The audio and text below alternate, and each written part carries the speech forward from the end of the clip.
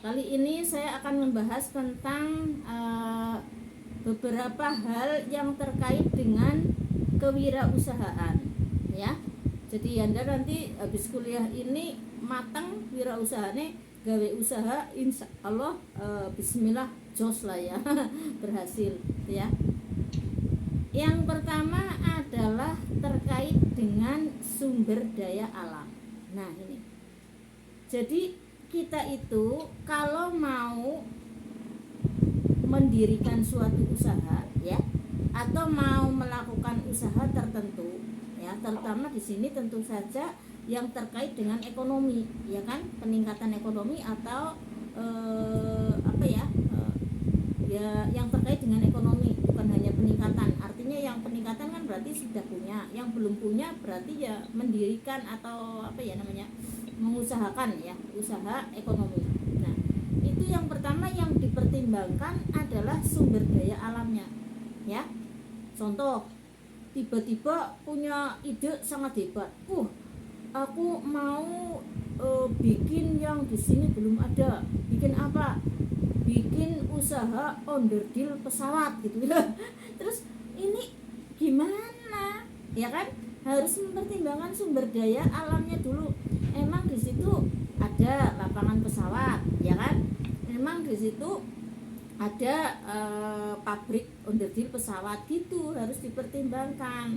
Jadi ibaratnya kalau kita mau jualan juga kita lihat, kita mau jualan apa, kita lihat di masyarakat seperti apa, ya, sumber daya alamnya, ya kan. Mau jualan padi misalnya, ya. Nah, di lingkungan kita di situ nggak ada padi, ya kan, nggak ada yang nanam padi. Lah mau cari di mana? Ya memang banyak, misalnya dikirim dari daerah lain, tapi kan itu butuh modal yang tinggi, terus kemudian tenaga yang ekstra, ya kan. Intinya bahwa sumber daya alam itu adalah menjadi hal yang pertama yang harus dipertimbangkan sebelum melakukan usaha, ya, sebelum berwirausaha, ya. Ya, jadi misalnya termasuk daerah, ya. Misalnya apa? Kita mau jualan aqua. Ya, kalau aqua sih sekarang di mana-mana bisa lah ya. Jualan apa ya yang di Desa Orapayu, ya, nang Desa Orapayu apa? Gedang, apa ya namanya? Daun pisang misalnya. Nah, yang butuh siapa? Oh, nggak ada yang butuh, ya kan? Terus daun pisang juga banyak di kebun di desa, ya, tidak akan laku. Nah, maka sumber daya alam juga harus dipertimbangkan. Atau di kota, kita hidup di kota, kok mau jualan itu tadi daun pisang, dan nyarinya di mana? Kan sumber daya alam daun pisang nggak di kota, gitu ya. Itu berarti harus dipertimbangkan. Yang pertama adalah sumber daya alam kalau mau berwirausaha. Selanjutnya yang kedua adalah sumber daya manusia, SDM-nya. Nah, SDM-nya otomatis di sini karena kita yang mau berwirausaha, ya kita, saya misalnya, ya, atau Anda, ya. Nah, pertimbangannya di mana? Mau diri sendiri. Pertimbangannya misalnya satu, usia, ya kan. Mau usaha, ya, di situ kok usahanya bikin apa yang perlu 24 jam orang mandek, misalnya usaha apa gitu ya. Misalnya bikin batu bata, ya, batu bata. Nah, itu kemudian kita pertimbangkan sumber daya manusia kita, terutama diri kita dulu.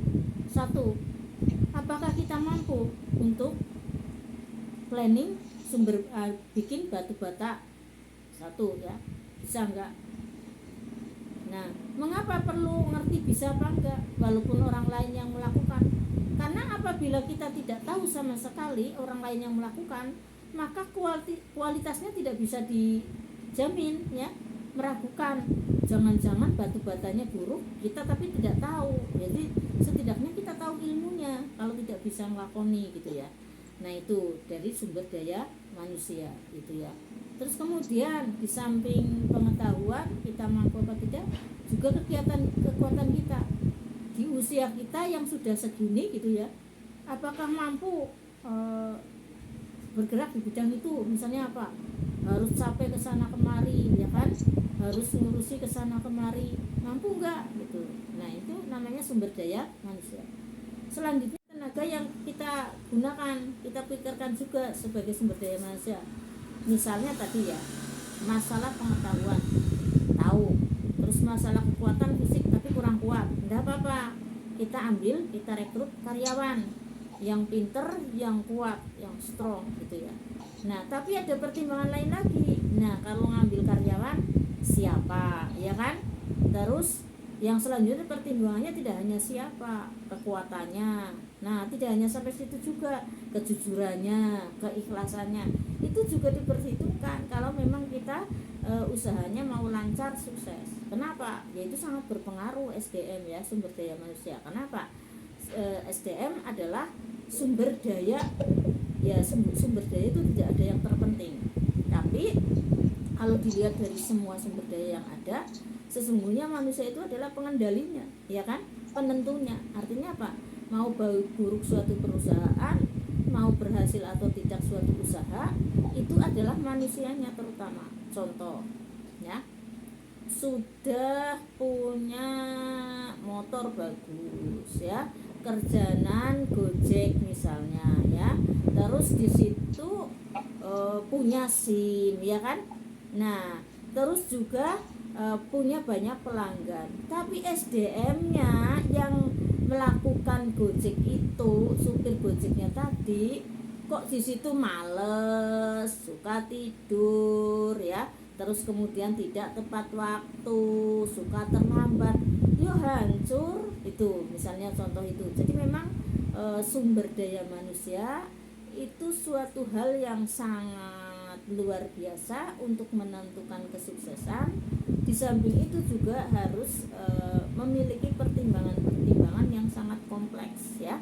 Artinya tidak hanya sekedar fisiknya, kekuatan fisiknya, tapi di situ juga kekuatan IQ-nya ya, pemikirannya, dan juga jangan lupa akhlaknya tadi, atau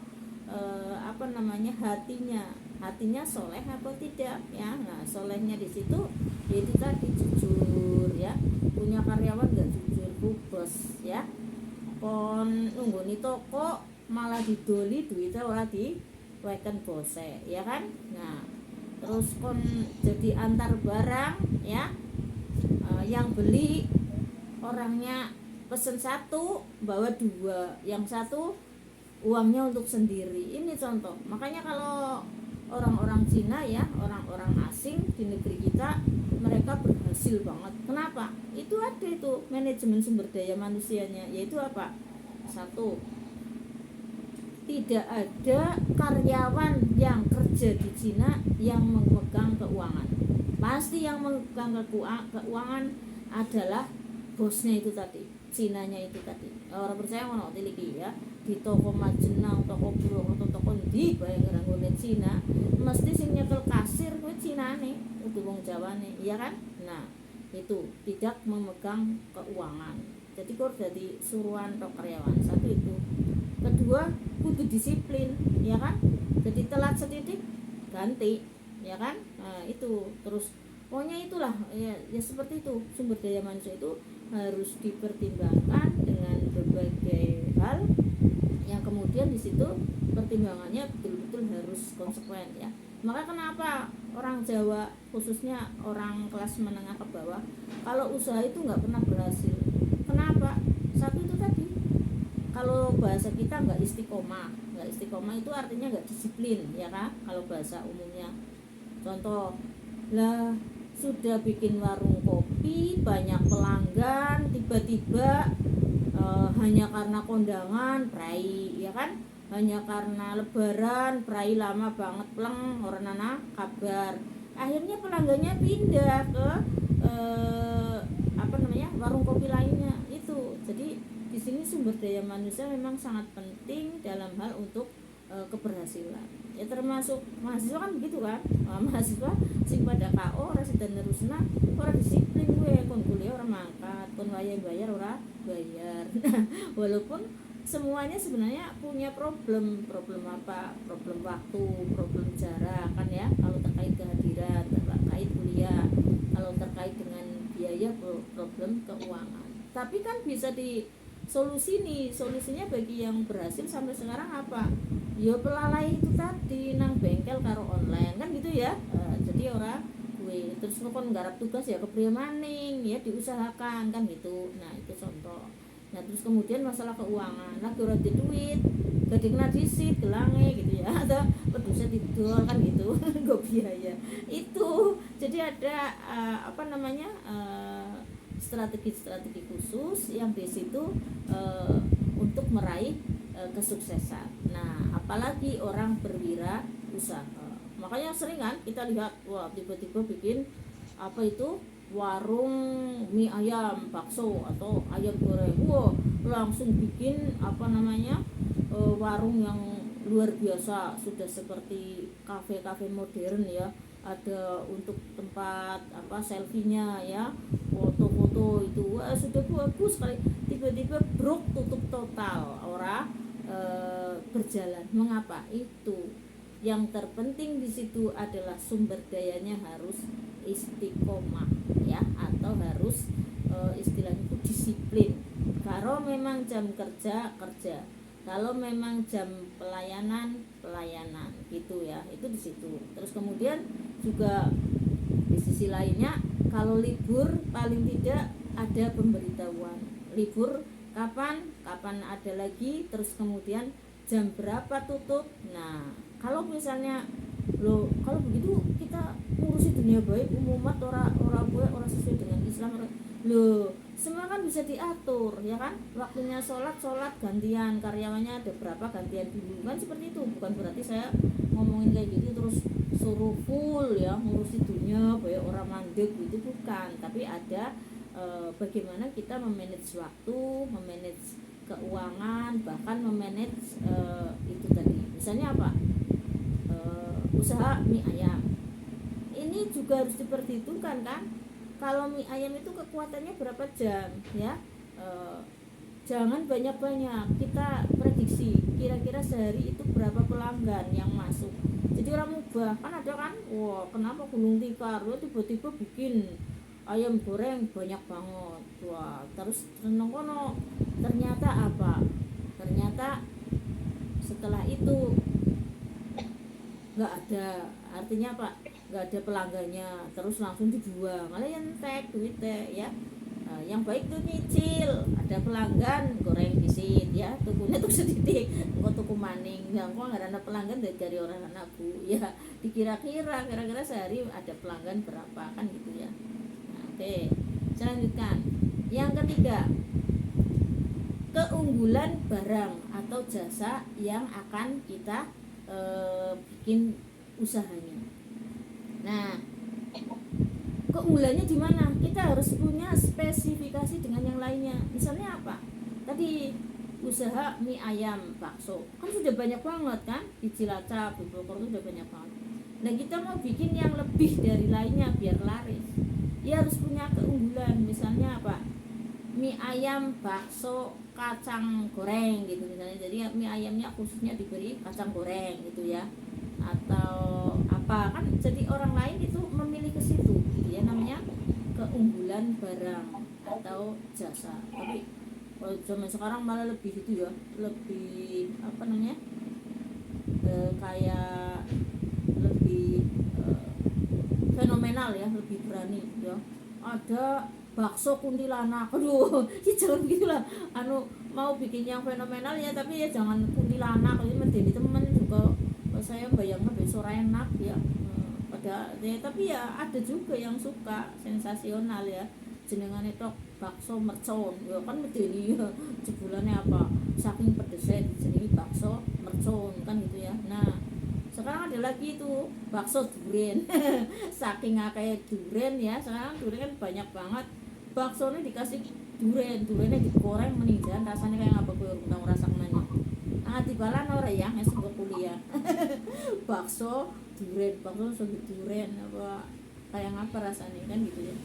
Nah itu sebenarnya merupakan keunggulan barang atau jasa dilihat dari segi atau variasinya ya. Tapi kalau dari segi kualitasnya ya, kita jangan menjual sesuatu yang tidak berkualitas atau yang berkualitas rendah ya. Karena apa? Satu kali pembeli ya beli sesuatu tapi di situ kualitasnya rendah, tidak akan beli lagi, tuh kan rugi. Jadi lebih baik mahal sedikit tapi berkualitas daripada murahan banget tapi tidak berkualitas. Itu jadi pertahankan kualitas. Jadi nanti kalau pelanggannya misalnya kok ini mahal, di sana kok boleh 50.000, kok di sini 70.000. Iya Bu, karena apa? Karena di sini itu ada bedanya. Ini di sini ada ininya gitu, misalnya ada apa pelindungnya, misalnya kalau HP ya ada pelindung di sebelah sini itu misalnya. Itu seperti itu namanya keunggulan barang. Jasa pun begitu kan, wirausaha itu tidak hanya yang terkait dengan barang, termasuk usaha jasa. Jadi makanya kalau kita lihat teori wirausaha, sebenarnya kalau orang zaman sekarang kok miskin itu aneh dan wagu ya. Tapi ya kalau melihat teori wirausaha, kenapa? Zaman now itu usaha apapun ada, jasa pun ada. Contohnya apa?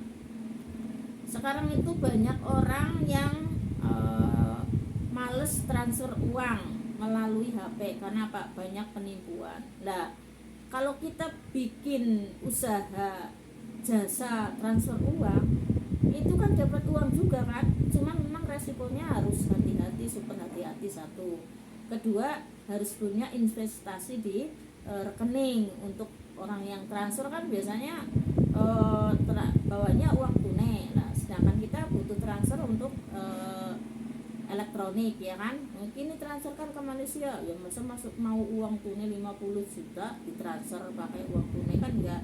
Walaupun sekarang sudah ada ATM tunai ya, tapi kan kalau untuk ke luar negeri ya masa kon duit sekobongan ditransfer tunai kan gitu. Nah, artinya bahwa jasa ini pun ada keunggulannya. Misalnya keunggulannya apa? Yang transfer uang di tempat saya dijamin aman gitu ya. Kalau ada sesuatu yang tidak beres akan diganti itu misalnya. Udah buru-buru ya zaman now ya. Zaman now itu pengkhianat ya. Itu lebih banyak, orang yang tidak jujur lebih banyak daripada yang jujur. Jangankan sampai usahanya jujur seperti itu baik, malah sengaja menipu ya kan. Bikin bakso sengaja dicampur dengan babi ya kan. Bikin bakso dicampur dengan pengawet ya kan. Terus bikin apa lagi, jasa sengaja menipu, katanya mau transfer uang cuma uangnya nggak dikasihkan buat diri sendiri. Nah ini yang akan hancur ya. Wira usaha yang semacam ini tidak akan lama, pasti hancur ya. Karena yaitu satu kali aja tertipu tidak akan mau lagi ya kan. Cuma ya penipu zaman now itu ya, kalau bahasa orang yang baik pinter ya. Pinter apa? HP ini ganti mening ya kan. Wis menipu ben ora kewenangan ganti HP. Itu menurut saya bukan pinter, itu namanya licik ya kan. Karena yang namanya pinter itu positif, tapi kalau licik ya itu negatif. Itu satu itu. Nah, yang kedua ya kan, orang seperti itu penipu. Makanya sekarang itu ada istilah itu, teman saya sok guyonan, siki akeh wong pinter loh. Iya pancen, saya bilang gitu ya. Pinter ngapa kue? Pinter nipu ya, pinter bohong ya, pinter ngakali, pinter berkhianat gitu ya.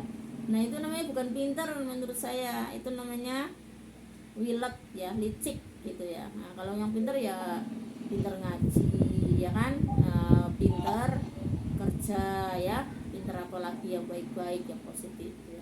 Itu ya. Jadi kalau mau bikin wirausaha, pertimbangan yang ketiga adalah kita punya keunggulan barang yang kita jual atau yang kita usahakan atau keunggulan jasa kalau kita bergerak di bidang jasa, ya kan? Misalnya pelayanan travel. Nah, travel kita unggulnya apa? Tepat waktu, diantar sampai ke alamat dengan aman, terus ada bonus snack misalnya ya. Nah, snacknya gimana Bu? Nanti ruginya nggak rugi, dimahalin sedikit ya kan ongkosnya kan gitu. Jangan rugi, wirausaha rugi juga tidak berhasil gitu ya. Lanjut yang selanjutnya. Yang keempat adalah yang harus dipertimbangkan adalah nilai efisiensi ya. Nilai efisiensi juga harus dipertimbangkan. Nilai efisiensi harus dipertimbangkan juga ketika kita punya usaha. Contohnya apa? Misalnya ya, kita mau punya usaha online supaya kita itu bisa tidak rugi, ya harus ada ongkos kirim ya kan, ongkir. Makanya kalau kita sering cari bonus-bonus ya, yang biasa belanja online yang free ongkir ya gitu. Nah, itu gimana itu? Kita usahanya strateginya supaya banyak yang beli karena mengambil free ongkir. Bisa di strategi ini, yaitu dengan cara apa? Barang kita naikkan, tapi nggak usah ngomong naik. Artinya apa? Yang biasanya yang seharusnya harganya 50.000 di situ dipatok 60.000. Lah maksudnya yang 10.000 itu adalah ongkirnya sebenarnya, tapi orang ngomong. Jadi di situ di jualan kita adalah free ongkir. Ya karena di situ tertera di labelnya adalah 60.000. Nah, padahal aslinya kalau tanpa ongkir kan seharusnya 50.000, tapi karena free ongkir, kalau dengan ongkir ya 50.000 jadi 60.000. Nah, tapi karena sekarang lagi pada kepengen free ongkir, kita barang kita dinaikkan menjadi 60.000 gitu. Itu untuk free ongkir ya kalau yang online itu misalnya. Nah, ada juga misalnya Anda punya usaha rumah makan tapi juga melayani GoFood ya, Gojek makan gitu ya. Terus kalau yang pesen kok free ongkir, itu caranya gimana? Porsinya dikurangi ya. Bisa. Jadi yang seharusnya misalnya lauknya itu ayam gitu ya, menjadi telur itu misalnya. Tapi ya masyarakat tuh tahu loh, ini 10.000 kok telur ya, nggak pakai ayam. Lah itu juga mikir kayak gitu. Jadi free ongkir ini juga harus punya strategi yang bagaimana supaya efisien, tetapi di situ pelanggan tidak lari gitu ya. Makanya di situ mungkin ada bonus apa gitu ya misalnya, atau lauknya yang dikurangi, misalnya tadinya ayam sama apa yang lainnya, terus kemudian cuma ayam tok. Sekarang kan gitu ya, di mana-mana waduh katanya dapat buka bersama ya, atau berkat ya, ngerti dibuka apa, pur ayam goreng tok ya, lauknya karo dikasih kayak selembar apa kayak daun selada tok itu, di situ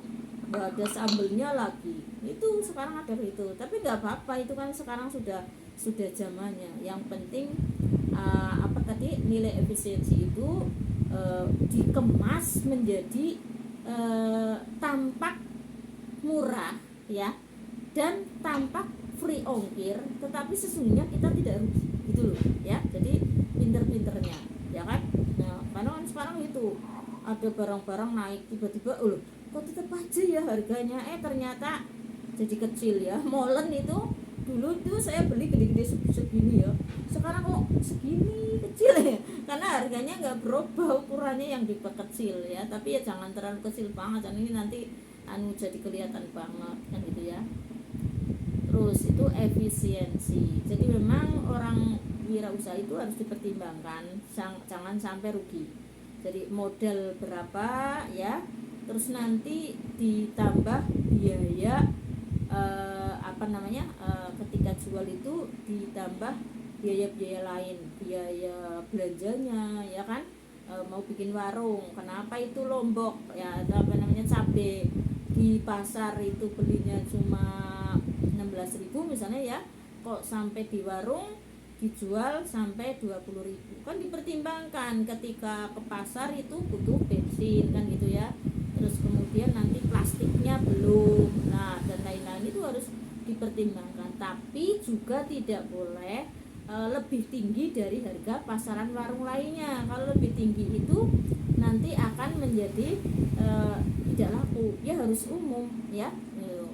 Terus satu harus umum, kedua kalau lebih murah malah lebih baik. Cuma ya warung lainnya marah ya kan kalau kita lebih murah, jadi wajar-wajar aja lah sesuai dengan teman-temannya bulan jual sekilo 20.000, kita ikut sekilo 20.000, tapi kita bisa cari misalnya ke distributor atau ke petani yang murah itu. Jadi wirausaha memang harus dipertimbangkan efisiensinya juga ya. Dan wirausaha yang baik itu jangan satu tok ya, jangan satu jenis tok. Misalnya warung ya, bikin warung atau bikin toko, jangan jual gas tok ya, yang ke situ yang butuh gas tok, jualan semua apa aja ada kalau perlu ya. Nah, toko-toko Cina kan begitu, sampai obat gatel ada itu ya, sampai pokoknya sikat WC ada itu, semua dijual. Nggak ketang, semua itu tidak banyak-banyak. Misalnya apa? Sikat WC 5 ya, terus kemudian sampo 3 dan lain-lain, kan sehari tidak habis semua kan. Ada orang yang belanjanya cuma sampo tok, ada yang sikat WC tok. Makanya kemudian di situ yang penting itu tidak banyaknya, tapi yang penting adalah satu kualitasnya ya, dua garansinya. Kalau bisa garansinya apa? Kalau bolong bisa ditukar ya. Terus yang ketiga, banyak macamnya, banyak jenisnya ya, beragam. Itu yang bikin lebih laris, lebih banyak pembeli yang memburu. Yang keempat, kalau bisa lebih murah dari lainnya, tapi murahnya jangan terlalu mencolok, dan murahnya jangan semuanya, itu hanya strategi saja. Jadi satu saja yang lebih murah biasanya dikejar. Misalnya apa? Semuanya sama dengan harga pasaran, tapi ada satu yang lebih murah. Misalnya apa? Beras di tempat Anda selisih Rp500, tuh selisih Rp500 tapi dicari, dikejar. Itu namanya strategi ya, efisiensi. Nah, itu kok marahi virus kayak gue, kita cuma mulang-mulang loh. Ini kan lagi bicara wirausaha, memang mata kuliah wirausaha satu begitu. Siapa tahu Anda kepengen samping ngajar juga punya wirausaha yang seperti itu. Tapi sebenarnya ada juga wirausaha jasa yang sesuai dengan kompetensi guru. Misalnya apa? Kursus ya kan. Nah, Anda kok pinter bahasa Inggris, buka wirausaha sendiri, itu namanya wirausaha kan, nggak pulang di sekolah sih, kursus bahasa Inggris. Nah, kalau kursus bahasa Inggris ini efisiensinya di mana? Pertimbangan efisiensinya adalah bagaimana supaya waktu kita tidak banyak terbuang dan tidak banyak membuang biaya untuk bensin, tetapi kita dapat uang banyak. Ya kumpul di rumah salah satu orang, misalnya apa? Kursus bahasa Inggris, di situ bikin ruang khusus bahasa Inggris. Nah, nanti anak-anak datang ke situ. Nah, nanti ruangannya cukup untuk 10 orang. Berarti kan sebulan sampean dapat gaji dari 10 orang yang kursus ya kan, dalam satu tempat di situ, dan tidak perlu kemana-mana gitu. Nah, kalau nggak punya tempat gimana Bu? Nggak punya tempat ya di situ, di tempatnya seseorang atau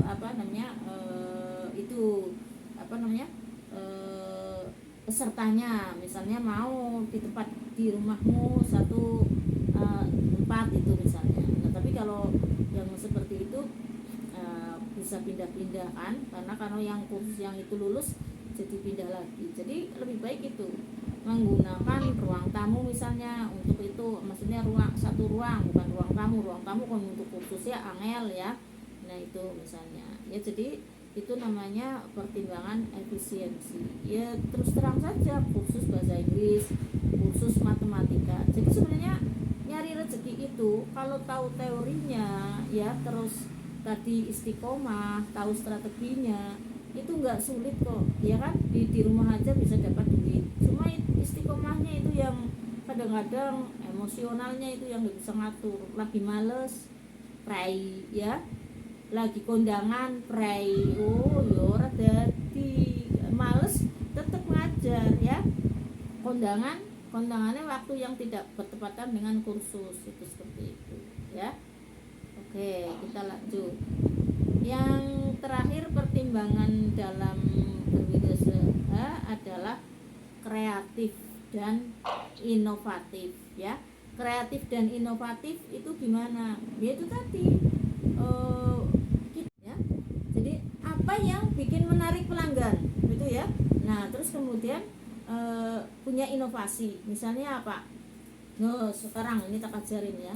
Sekarang kok apa, Gojek kok cuma Gojek apa umum ora benar. Lah nang ditulis sih Gojek bayi khusus bayi ya kan, maksudnya menerima Gojek bayi. Sebenarnya kan semua kalau suruh ngantar bayi mungkin mau, tapi nggak ditulisi, jadi uangnya orang pada berebut. Tapi kamu apa, kita punya usaha Gojek terus kemudian nang kono ana tulisannya ya, menerima Gojek bayi, maksudnya antar jemput bayi gitu ya. Misalnya ibunya kerja menyusui terus nanti dijemputkan anaknya dikembalikan lagi, tapi ya memang harus menanggung resiko, artinya harus betul-betul amanah, betul-betul penuh tanggung jawab, penuh kasih sayang, karena kan bayi penuh seperti itu ya. Terus dan tentu saja harus menjaga keamanannya juga ketika di jalan gimana kan, maksudnya ya harus dilakukan seperti anak sendiri kan, di ban ya,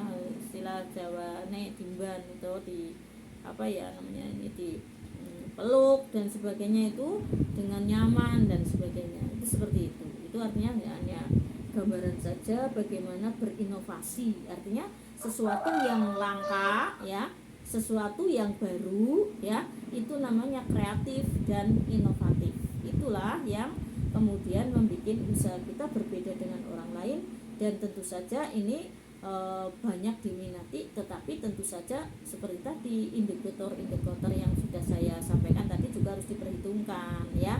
Artinya tidak hanya semata-mata inovatif, tidak hanya semata-mata kreatif, tapi juga di situ harus dipertimbangkan dengan yang lain-lainnya tadi yang di atas ya.